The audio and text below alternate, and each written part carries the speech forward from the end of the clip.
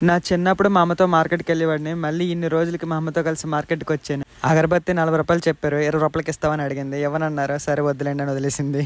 కానీ లాస్ట్కి 25 రూపాయలు తీసుకుంది. మా అమ్మ అంతే, ఎక్కడికి వెళ్ళినా బేరం ఆడకుండా వదలదు. బేరం ఆడిసే ఏదైనా తీసుకుంటుంది. ఎలాగోలా టమాటాలు కూడా బేరం ఆడిసి ఏం చేస్తుంది. నా చిన్నప్పుడు ఎవరికి తెలియకుండా 2-3 టమాటాలు తీసి కవర్లో వేసేవాడిని. సేమ్ అదే గుర్తొచ్చి మళ్ళీ అయితే స్టార్ట్ చేశాను.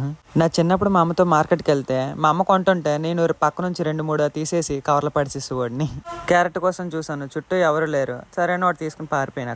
నా దగ్గర డబ్బులు ఉన్నాయి కానీ అమ్మ నా దగ్గర డబ్బులు లేవమ్మా అని చెప్పాను. ఏం చేస్తుంది అనేసి. అయితే ఫైనల్ గా మా అమ్మ బ్యాంక్ ఓపెన్ చేసింది. ఆ బ్యాంక్ లో డబ్బులు లేవు. ఆ పర్స్ కూడా మా అమ్మ గోల్డ్ కొంటే ఇచ్చారు. కానీ మా అమ్మ దగ్గర ఉన్న డబ్బులతోనే సామాన్లు అన్ని కొన్నది. అది కూడా బేరం ఆడి. మామిడి పళ్ళు కొన్నది. చిన్నప్పుడు ఇలా కూరగాయలు అన్ని మోస్తుంది ఒక ఆనందం. మళ్ళీ ఫైనల్ గా ఇప్పుడు చివరికి నాకు ఇష్టమైన తాటి ముంజలు కూడా చాలా బేరం ఆడి తీసుకుంది.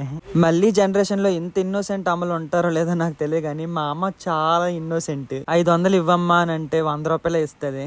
ఒక గారె వేయమంటే 4 గారెలు వేస్తుంది. కాకి పిల్లకి కాకే ముద్దు, మా అమ్మకి కూడా నేనే ముద్దు.